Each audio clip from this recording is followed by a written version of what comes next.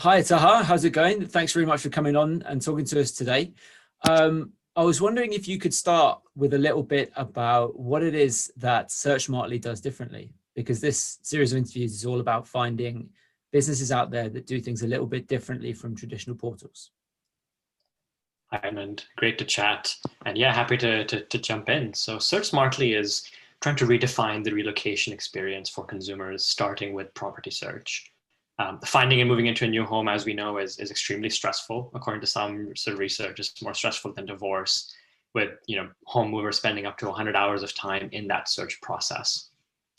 Consumer needs have shifted to put more weight on how a home supports an underlying set of desired personal lifestyles, but technology has kind of fallen behind in addressing these changing needs, and the deeply personal search process has become fairly impersonal.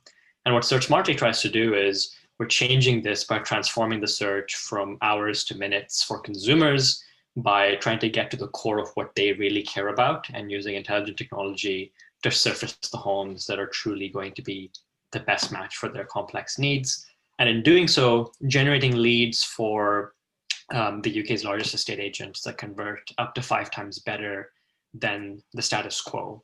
And our business model is aligned with this focus on quality. So rather than charging a traditional monthly subscription fee, as is typical for portals, we stand behind the quality of our leads, and we only generate revenue when our agents who list with us are successful. So it's a purely performance or success-based business model. Okay. And that's what we've built. Okay, so walk me through it. I'm a user, I go to SearchSmartly. What happens next? Yeah, you come into the platform and you go through what we call the onboarding experience. So we ask the user a series of questions about obviously the basic stuff, what your budget is, how many bedrooms you're looking for, and that sort of thing. And then we ask you a series of questions about what matters most to you in your local area. So, if you're a parent, maybe schools are important, or access to green space, or good air quality might be important to you. If you want a lively neighborhood, you might be more interested in where the local parks and sort of restaurants and cafes and so on and so forth are. So you can set your lifestyle priorities through this onboarding experience. And that's really all we need to get started with that sort of in more intelligent location-based matchmaking. We can also layer in your commute. So we found a lot of people typically move with someone else, and that someone else could be a flatmate or a partner. And that other person often has a different commute from ourselves. So solving for these multiple commutes is also something that we built into the platform. Okay, and doing my research for this interview, I was looking at your LinkedIn. Am I right in thinking you're an engineer by trade? Can you maybe go through, like, your career background was quite interesting? Yeah, so my lifelong passion growing up was to be an engineer in the world of Formula One. I got really fortunate to get involved within that sort of fascinating and amazing world of high tech right out of university, joining the Red Bull Racing Formula One team. And the first things that I was sort of spending my time on were applying AI technology to making sense of the data that we were capturing from our race cars. And distilling this data, which is gigabytes and gigabytes of data being logged over a typical lap around the track, and trying to drive quick insights from this information so the team trackside could make sensible decisions quickly. And it was from those learnings and the insights that I learned in the world of Formula One, taking lots and lots of data and trying to distill it into simple, easy to act on information. And that those insights are what we sort of carried across into SearchSmartly, taking all this complex data about consumer needs and their lifestyle requirements and distilling it into a single number, which we call the SMART score, which allows users to make quick decisions to say, okay, this is a good fit, this is not a good fit. Okay, interesting.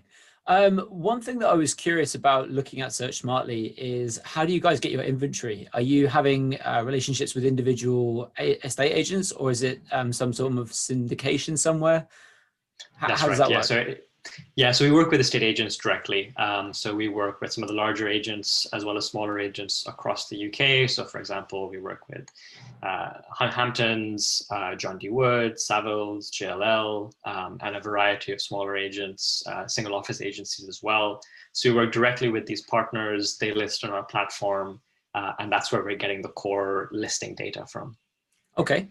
And I believe I'm right in saying you guys just closed a funding round. Congratulations. How is SearchSmartly doing? Can you share any numbers with us? Have you got any plans to expand, that sort of thing? Yeah, sure. So we are currently sort of primarily focused around sort of central sort of London and the sort of home counties area. So still focused on the sort of southeast of the UK, with the view of expanding sort of urban area by urban area, because we've seen that those sort of regions are where a lot of our early users are sort of most interested in living. Long term, we see an opportunity to provide the underlying infrastructure for global hyper-personal property search. So our ambition is not limited just to the UK market. We believe this is a mega trend that is impacting property search the world over, the shift towards hyper-personalization. And we're building the underlying infrastructure that can make that sort of shift happen. So we're really sort of ambitious about what is possible globally with what we're building here. Okay. So you guys have obviously got quite a sophisticated way of surfacing the right properties for users. One thing that struck me looking through your platform is, I guess you guys are probably quite reliant on all the listings being correctly formatted. And I know it's something that agents are a bit notorious for, is maybe not always adding all the necessary fields and information to all the listings. Is that a frustration for you guys at the moment? Is it something that you see improving? How do you deal with that? This is a very, very good point. And this is where we believe we can actually create value, not just for users, but also for agents through our data and AI expertise. So without needing detailed inputs from vendors and agents, we are able to automatically enrich every listing with the local neighborhood amenity data, such as the nearest public transport stations, parks, restaurants, and so on and so forth. As long as the core listing information is correct, such as the price, description, number of bedrooms, and address, then we have everything that we need to automatically enrich the listing without requiring the agent to kind of manually add in those fields. Okay, interesting, because that seems to be a frustration for a lot of property portals, especially sort of newer ones that work with a lot of data. So that's good. And just to sort of further on that, we're aiming to take things a step further to make listings even more seamless for agents. So for example, we are now able to extract information about a property's internal square footage automatically from the floor plan. So saving the agent time and having to manually look up the floor plan, copy that data over into a square footage field. We've been building computer vision tech that allows us to do that automatically. Similarly, detecting the number of bathrooms from the description. So very quickly, we'll find ourselves in a position where we can create a lot of efficiencies for agents in that listing process as well, having them spend less time making sure the data is correct and accurate. And how about the other side of it? So obviously one side is all the data around the listing, around the property. And the other side is all the location data of the points of interest. How difficult was it to obtain the data of these points of interest and then work them into the algorithm? Yeah, so this is really the heart of the Smart Score property matching algorithm. And we spent a lot of time figuring out where to get the right data, how to extract this information, and then cross-reference it against the needs of our users and sort of create that matching score and distilling it down to something that's simple and easy to understand that represents the quality of the match. As you can imagine, it wasn't easy. And the nuances really do matter, especially with sort of different needs representing different levels of priority. We pull in data from lots and lots of different sources, and we've sort of spent a lot of time making sure that the quality of the data is robust and it is being refreshed at the sort of necessary rate that it needs to be. But yeah, we pull in from over a dozen different data sources to enrich the listing information. So it is a technical challenge to get everything right and make sure it's fresh and up to date. But it's something that we've now sort of gotten on top of, and it runs fairly sort of efficiently now.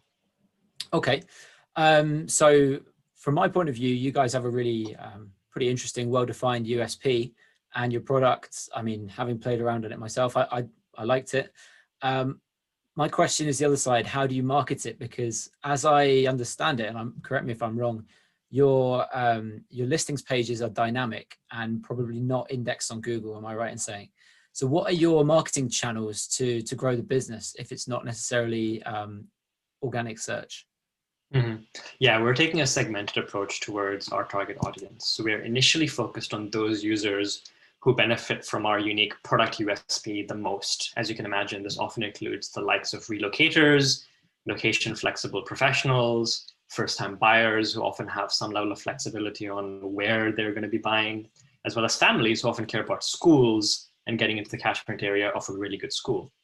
So being product first is sort of an advantage for us because we are trying to build a product that is so good for our users that they love it and they share SearchSmartly within their household, but also within their broader group of friends and family. And so there's a lot that we're doing to drive and encourage this behavior and just be sort of a really consumer-led and consumer growth-led sort of business. So we also have various sort of very powerful and beneficial partnerships with various organizations that we work with. So universities and sort of larger corporates to kind of become essentially the outsourced relocation agent for them. It's because the way our matchmaking works, it's almost a little bit like having a virtual relocation agent working on your side, helping you figure out what that right neighborhood is for your complex needs and your commute and so on and so forth. Secondly, we partner with companies solving problems adjacent to the home move, people who might benefit from some of the lifestyle data that we're sort of gathering further down the line. So sort of working with them, potentially sort of cross-marketing to our respective user bases. So through these mutual partnerships, we're able to increase our visibility amongst sort of our target sort of consumer base. And then finally, we're also establishing our social media presence as a lifestyle-centric platform, not just property search, but we're really solving for that entire lifestyle that you're aiming to solve for when you move home or when you're searching for the right neighborhood to live in. So for example, if you visit our Instagram page, it's really designed to help our users learn more about their city and making the most of their time living there.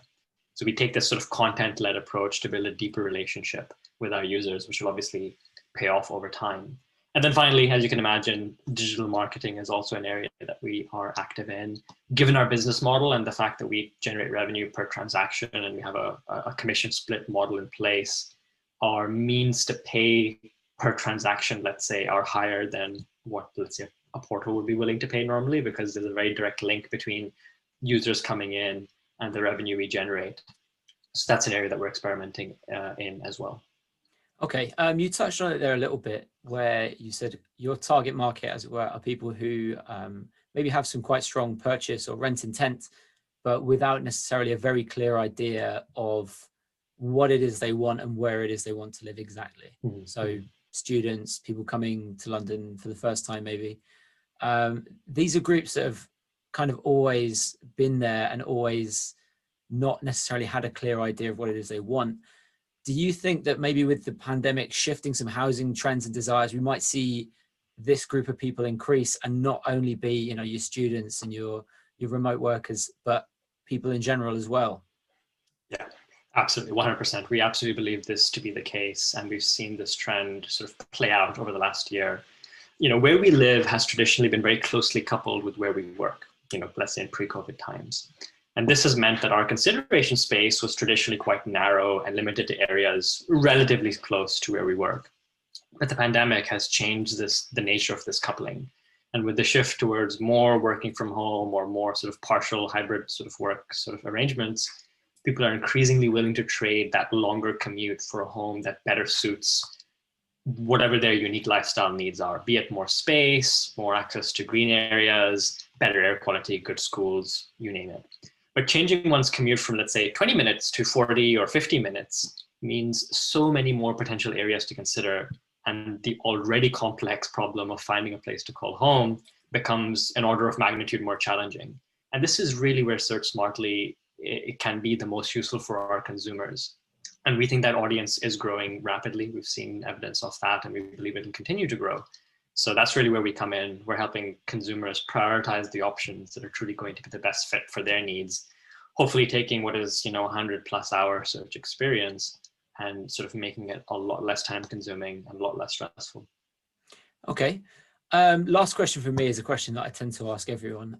Do you think that SearchSmartly could work in other markets? I mean, you mentioned a bit about getting hold of point of interest data and standardizing it and how much work that goes into that. Is it something you guys have thought about, or is it just, no, we're quite happy with the data we've got. It was difficult enough for us to standardize it. Let's just chill out for now. No, absolutely. Yes, absolutely. SearchSmartly can work in other markets. And the way we've built our infrastructure is we try and rely on data sets that we know will exist in other markets as well. And interestingly enough, we've already seen some evidence of this ability to work in other markets by various inbound conversations that have come our way from other international portals who are seeing the same trends that we're seeing, the shift towards more lifestyle-centric sort of thinking in terms of location, and consumers not necessarily knowing exactly where they want to live. And these portals are seeing a lot of value in what we've built. And so this is something that's very much on our radar. Still a bit early for us right now, given where we are in our journey as a company, but we strongly believe that SearchSmartly could create a lot of value in other markets in the future. Okay, well, I've got to say, I definitely think that personalized search is the future. And I look forward to hearing about SearchSmartly in the months and years to come. Thanks very much for talking to us, Taha. I really appreciate it. And please do let us know all your news coming up. Thank you, Edmund. Really nice to chat to you.